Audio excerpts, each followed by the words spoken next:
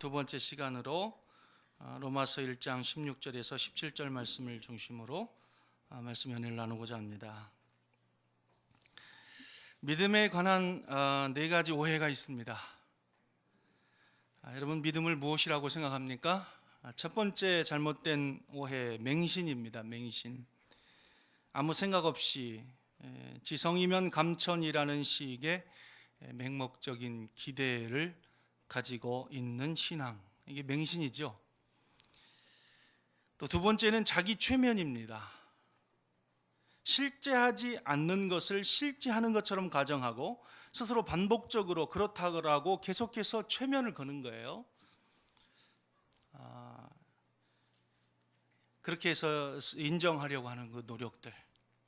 세 번째는 희망적인 기대입니다. 자신의 바람이 어떤 힘에 의해서 이루어지기를 기대하는 마음이죠. 마지막으로 네 번째는 적극적인 사고방식이에요. 자기 자신의 의지를 강하게 발동시켜서 여러분, 마음만 먹으면 다 할 수 있다는 그런 생각하는 하나의 사고방식이죠. 이런 것들은 다 믿음이 아닙니다. 여러분, 믿음은 맹신하는 것이라면 여러분, 진실은 무엇이냐? 믿음은 그 대상과 내용과 결과에서 뚜렷한 성경의 근거를 가지고 있는 것이다. 이렇게 우리의 생각이 대치돼야 됩니다. 두 번째, 믿음이 자기 최면이라고 믿는 분이 계십니까? 믿음은 역사적 사실에 근거해야 된다라고 바뀌셔야 됩니다.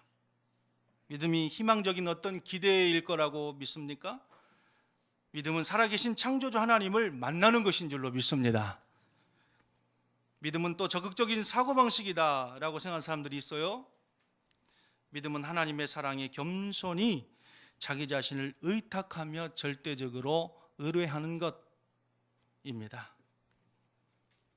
여러분은 믿음을 어떻게 생각하십니까? 오늘 본문 말씀에는 사도 바울이 이 복음에 하나님의 의가 나타나서 믿음으로 믿음에 이르게 하는데, 하박국 선지자의 말을 인용해서 오직 의인은 그래서 믿음으로 말미암아 산다, 이런 말씀을 합니다. 여러분, 믿음이라고 하는 것은 하나님의 복음의 말씀을, 역사적 사실에 근거한 복음을 믿는 것인 줄로 믿으시기를 축원합니다. 복음이란 그러면 무엇입니까? 신학교 시절에 1학년 1학기 첫 중간고사 신약학 시험 문제 딱 하나 났는데 복음이란 무엇인가? 그럼 5장 갱지, 막 이렇게 큰 갱지를 5장 주더니 쓰래요. 한숨이 턱 나오더라고요. 어떻게 써야 되나? 근데 어떤 전도사님이 1분도 안 돼서 탁 당당하게 걸어 나가는 거예요. 답을 벌써 다 쓴 거예요. 뭐라고 썼을까요? 6글자로 썼어요. 예수 그리스도. 그분의 시험 성적이 궁금해졌어요. A0를 맞았어요. 그때 제가 5장을 쓰느라고 손가락에 휘었습니다. 그렇죠. 여러분, 복음의 핵심 중에 핵심은 예수 그리스도예요. 그러나 좀 더 풀어서 우리가 설명하면 그 예수 그리스도가 바로 하나님의 아들이시고, 그 하나님의 아들이 육신의 몸을 입고 이 땅 가운데 오셔서 죄인들의 죄를, 여기서 말하는 죄는 언약에 불순종한 죄입니다. 죄인들의 죄를, 불의한 삶이죠. 그 죄를 대신 십자가에서, 저주를 상징하는 그 십자가에서 담당하여 돌아가신 그 사실을 믿는 것, 이것이 바로 복음 중에 복음이에요. 두 번째는 그러한 사실을 믿는 것 위에 하나님께서 부으시는 축복이 2가지가 있는데, 하나는 그러한 역사적 사실을 오늘날 믿을 때에 그 믿음과 함께 우리에게 하나님께서 순종의 영과 하나님의 의를 우리 속에 전가시켜 주신다는 것입니다. 할렐루야. 다시 말씀드릴게요. 복음이라고 하는 것은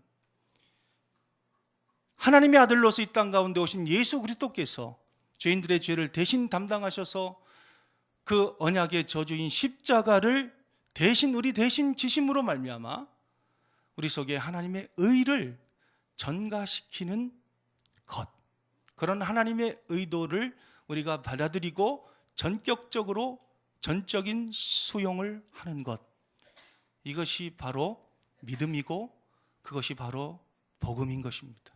할렐루야.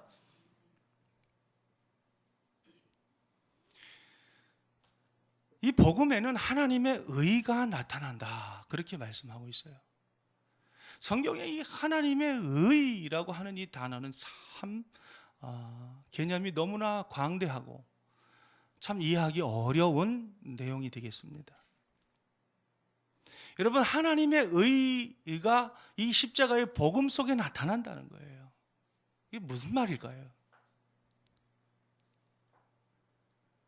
십자가의 사건은 망가지고 일그러진, 또 무질서한, 불법하고 불의한 이 망가진 세상을 고치시려는 하나님의 방법이었어요.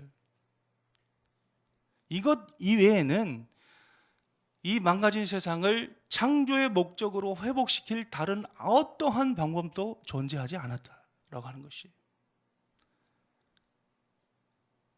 공의로우신 하나님께서는, 공의로운 속성을 가지신 그 하나님께서는 이 망가진 세상을 다시 바로 잡으시고자 외아들 독생하신 그 예수 그리스도를 죄인들의 죄를 대신해서 지으심으로 십자가를 통하여 하나님의 사랑을 확증하셨고, 또 그 십자가의 복음을 믿는 자마다 불의한 삶에서 의로운 삶으로 옮겨주셨던 것이죠.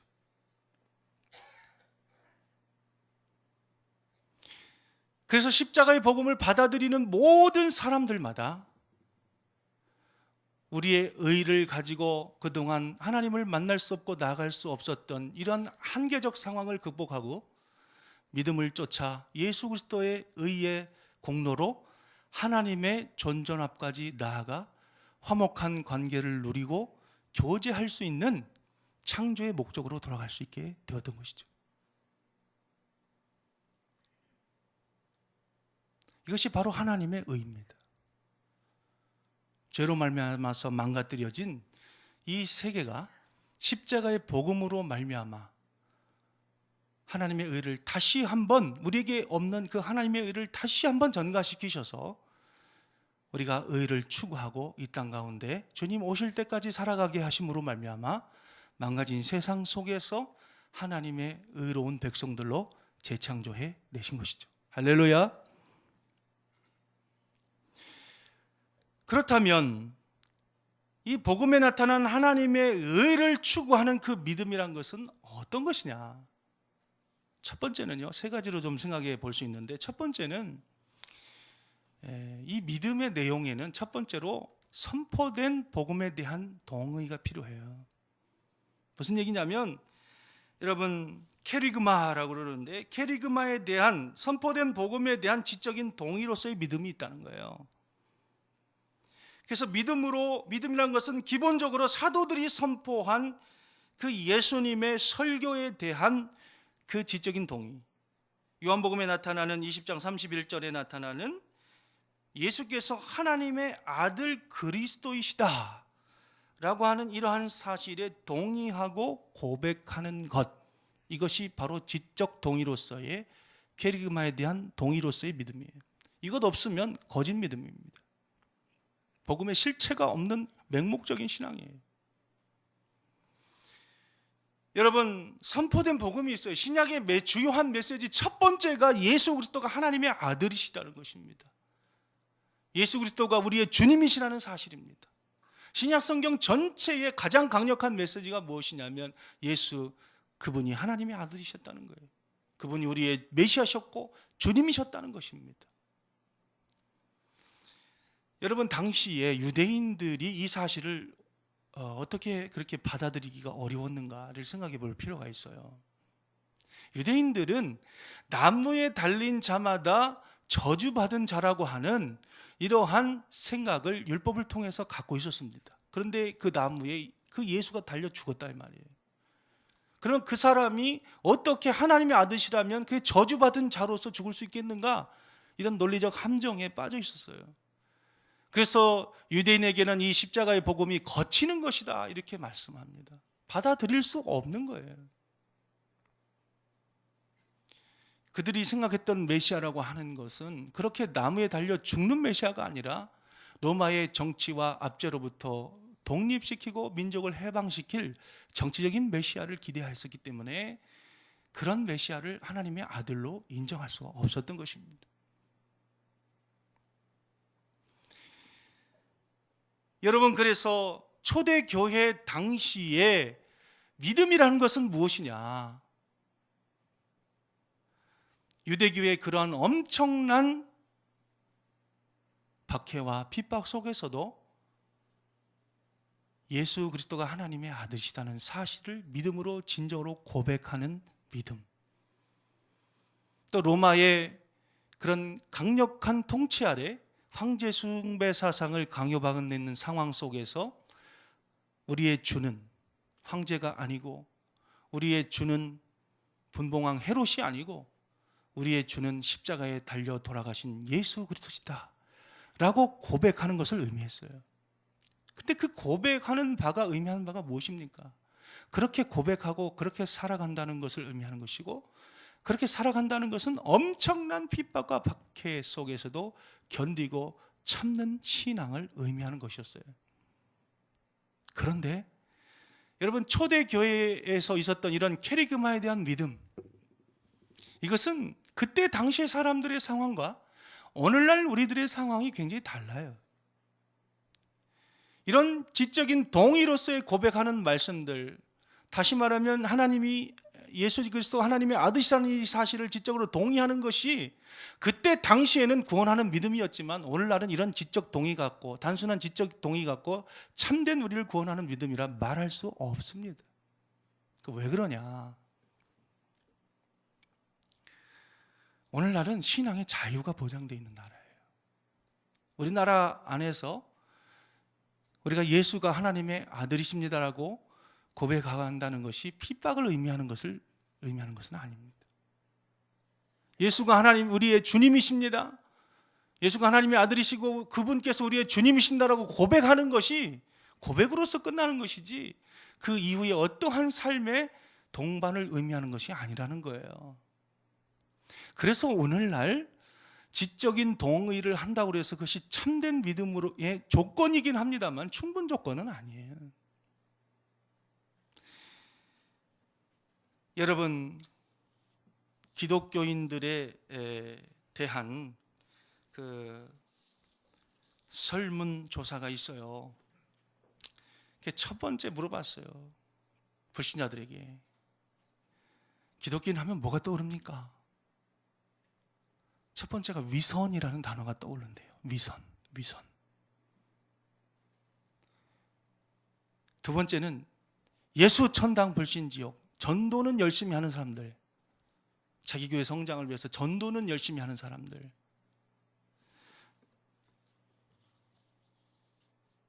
또 세 번째는 정치적인 사람들. 네 번째, 비판적인 사람들. 이런 이미지를 갖고 있어요. 우리가 이러한 삶 속에서, 이런 삶의 정황 속에 살아가는데, 여러분, 그리스도인 하면 좀 이런 이미지가 좀 떠오르면 안 될까요? 그 사람들은 베풀기 좋아하는 사람들이야. 그 사람들은 봉사하고 역사의식을 가지고 민족 앞에 봉사하기를 좋아하는 사람들이야. 용서가 있는 사람들이야. 자비가 있고 소통할 줄 아는 사람들이야. 예수 믿는 사람들은 참 청렴한 사람들이야. 이런 이미지가 좀 있으면 안 될까요?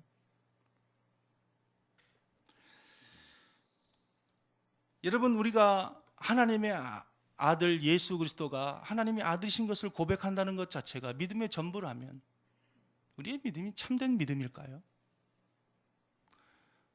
주님이 바로 우리를 통치하시고 다스리시는 만군의 주요 만왕의 왕이시다, 이 사실을 지적으로 동의하는 것이 무엇을 의미하는 것입니까? 오늘날 초대교회 상황과 다르다는 거예요. 물론 이 참된 믿음의 내용 가운데에는 이런 캐리그마에 대한, 선포된 복음에 대한 확고한 지적인 동의와 확신이 있어야 돼요. 그러나 그것이 전부는 아닙니다. 그래서 우리가 믿음에는 두 번째 요소가 반드시 필요해요. 두 번째 요소란 무엇입니까? 이 믿음, 이 본문에 다 쓰여진 이 믿음에서 믿음으로 이르게 한다, 오직 의인은 믿음으로 말미암아 산다라고 할 때 이 믿음이라는 단어를 보니까 피스티스라고 하는 단어가 사용됐습니다. 이 단어는 단순히 어떤 신앙 고백에 대한 지적 동의나 이런 확신으로 이루어진 것이 아니라, 바울이 말하는 이 믿음이라고 하는 것은 이제 신실함이라고도 번역되고 있어요. 신실함, faithfulness, 성실함. 갈라디아서 5장 22절에 성령의 이제 9가지 열매에 대해서 나오는데 거기 충성이라는 단어가 등장합니다. 충성이라는 단어가 보니까 피스티스예요. 믿음이라는 단어예요. 그러니까 여러분, 믿음이라고 하는 것은 또 다른 측면이 무엇이냐 하면 하나님 아버지 앞에 충성하는 삶을 의미한다라고 하는 것입니다. 신실한 것을 의미해요. 성실한 것을 의미해요.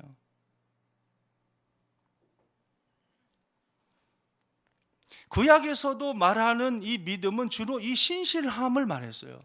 하나님의 언약의 하나님에 대한 신실한 믿음을 말했어요. 그게 바로 믿음이에요. 언약의 하나님, 우리에게 지속적으로 축복 주시기 위해서 순종을 말씀하시면서 약속해 주시는 그 언약의 하나님에 대한 그 약속에 대한 신실한 믿음, 변치 않는 믿음을 의미했다고요. 이것이 믿음의 실체입니다. 히브리서 11장에 이 믿음도 바로 그 측면의 믿음을 말하고 있어요. 그래서 믿음은 하나님께 신실한 것입니다. 지적 동의로 끝나는 것이 아니고, 그래서 마음이 변하지 않고 끝까지 주님이 우리를 부르시는 그날까지 하나님의 신실하심을 믿고 따르는 것을, 순종을 의미해요. 그래서 믿음에 따르는, 거기에 따르는 행동이 나오게 되는데, 이 행동에 대해서 갈라디아서 5장 6절 말씀에는 사랑으로서 역사하는 믿음이라 이렇게 표현하고 있습니다. 사랑으로서 역사하는 믿음. 여러분 생각해 보십시오. 십자가를 통해서 나타난 그 메시지 가운데, 그 십자가를 통하여 하나님께서는 우리에게 대한 자기의 사랑을 확증하셨다라고 말씀하고 있어요. 십자가는 우리를 향한 하나님의 사랑의 메시지예요. 어떻게 불의한 자들을 위해서 의로우신 자가 그렇게 갈기갈기 피와 물을 다 쏟으시면서 그렇게 불의하게 돌아가실 수 있겠는가? 그만큼 우리를 사랑하신다는 거예요, 하나님께서. 그래서 예전에 153장에 그 만왕의 왕 내 주께서 왜 고초당했나? 이 벌레 같은 날 위에 주 보혈 흘렸네. 그렇게 찬양을 하는 것이죠. 십자가를 경험한 사람이, 십자가를 통해서 드러난 복음을 확신하는 사람, 하나님의 사랑을 확실히 경험한 사람들이 이 땅 가운데 그 믿음을 가지고 살아갈 때 어떻게 불의한 삶을 살 수 있으며 어떻게 사랑 없는 무자비한 삶을 살아갈 수 있습니까? 거짓된 믿음이에요. 이런 믿음이 있다면 사랑의 열매가 자연적으로 맺히게 되는 줄로 믿으시기를 축원합니다. 믿음이 그 사람의 인격에 변화를 가져다 주는 믿음이어야 돼요. 이게 진짜 믿음입니다. 그래서 야고보서 같은 데에는 이 행함이 없는 믿음은 죽은 믿음이라 말하는데, 거기서 죽은 믿음이 어디가 있겠어요? 거짓된 믿음이에요. 행함이 반드시 따르는 것이어야 한다라고 하는 것입니다. 그게 바로 행함이 무엇이냐? 사랑이에요. 사랑. 하나님에 대한 신실한 믿음을 가지고 살아가는 사람은 십자가를 통해 드러난 그 하나님의 사랑에 대해서 깊이 영혼의 변화를 경험한 사람이고, 그 영혼의 변화를 경험한 사람은 이 땅 가운데서 그 하나님 주시는 사랑의 능력을 가지고 사랑을 나타내면서 살아가는 사람들이라고 하는 것입니다.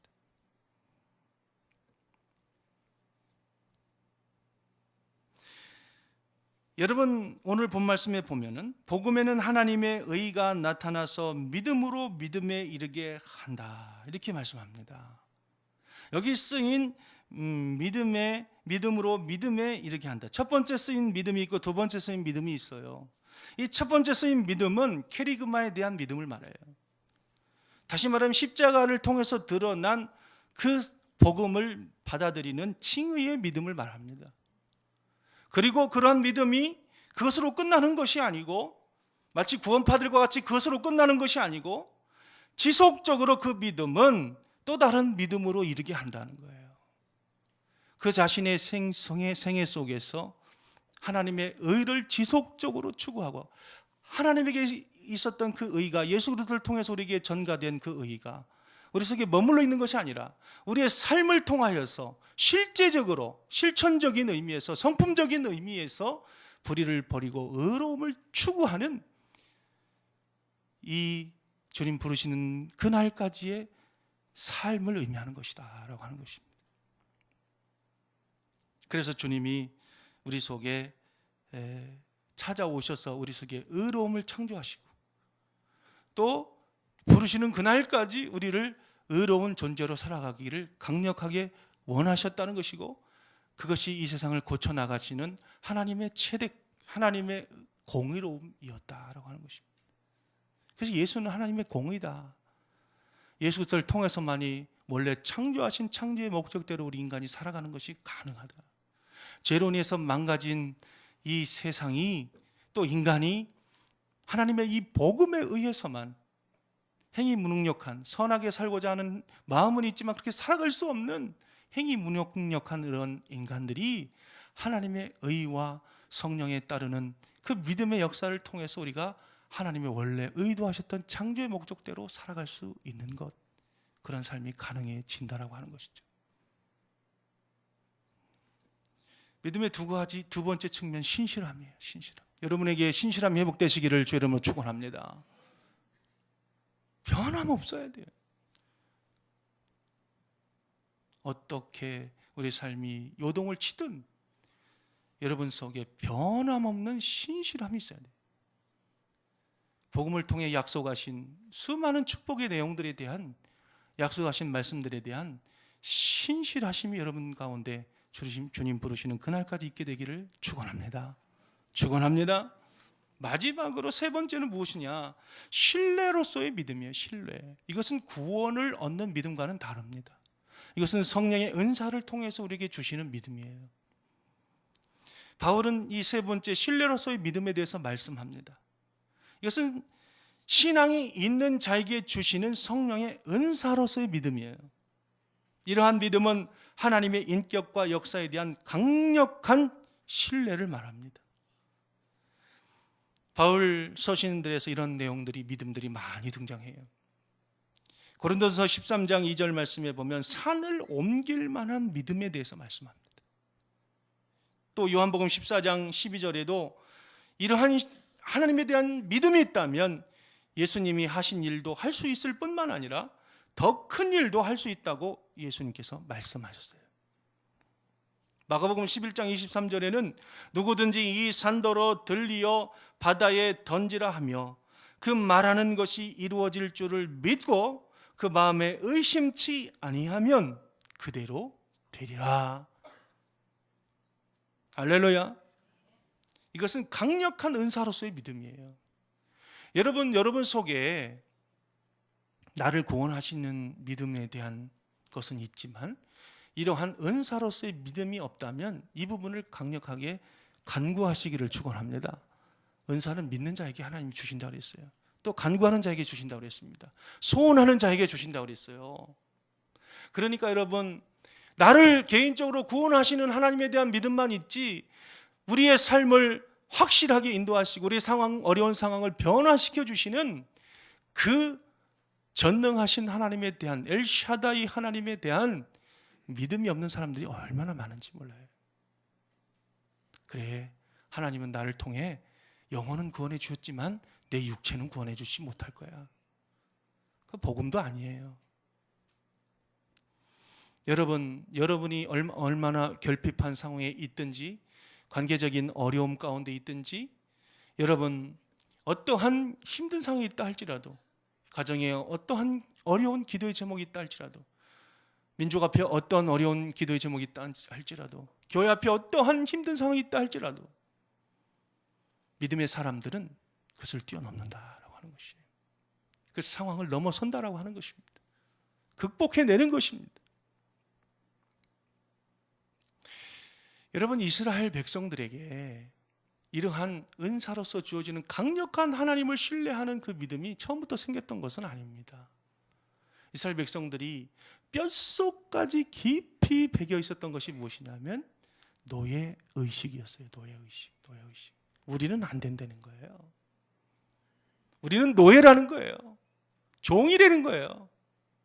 하나님의 자유자로 우리를 선포하셨음에도 불구하고 우리도 여전히 그 이스라엘 백성들처럼 우리는 메뚜기 같다는 거예요.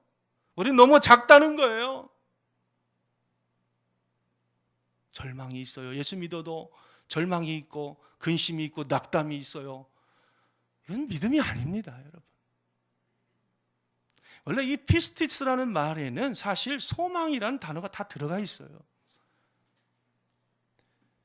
여러분, 그래서 이 참된 믿음에는 믿음과 소망과 사랑이 다 있는 것입니다.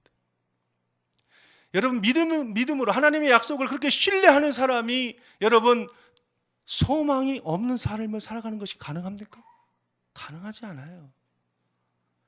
참된 믿음을 가지고 선포된 복음에 대한 확고한 기초 가운데에 우리가 의롭다함을 받았다고 한다면 우리 삶 속에서 신실함으로 그 믿음은 나타나기 마련이고, 또한 그 하나님의 약속에 대한 신실함을 갖고 살아가는 사람은 반드시 소망하는 삶을 살아가게 돼 있다는 거예요. 할렐루야. 여러분, 소망 가운데 믿음의 선진들은 다 즐거워하였다라고 히브리서는 기록하고 있습니다. 여러분을 낙담케 하고 근심케 만드는 어떤 상황이 있습니까? 그것이 어떤 종류의 것이든 당신 앞에만 서면 작아지는 그 무엇이 있습니까? 그것 앞에만 서면 작아지는 그 무엇이 있습니까? 믿음의 은사로 극복해내시기를 축원합니다. 축원합니다. 그래서 자기 의를 가지고 하나님 앞에 나아가려고 해서는 안 돼요. 유대인들에게 어떤 의가 있었습니까? 우리는 하나님의 택한 선민이었다는 거예요. 헬라인에게는 어떤 의가 있었습니까? 우리는 문명화된 민족이라는 거예요. 이 시대의 문화를 주도하고 있는 교양 있는 사람들이라는 거예요. 당시에 로마인들은 어떤 의가 있었습니까? 우리는 세계를 제패하는 대제국의 시민이라고 하는 그런 자기 의가 있었어요. 이 세 가지 자기 의로 똘똘 뭉친 사람들이 한 교회, 로마 교회 안에 있었습니다.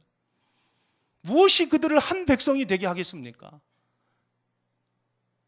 바로 예수 그리스도로 말미암는 하나님의 의만이 한 교인들을 하나된 하나님의 백성으로 만들 수 있는 줄로 믿으시기를 축원합니다.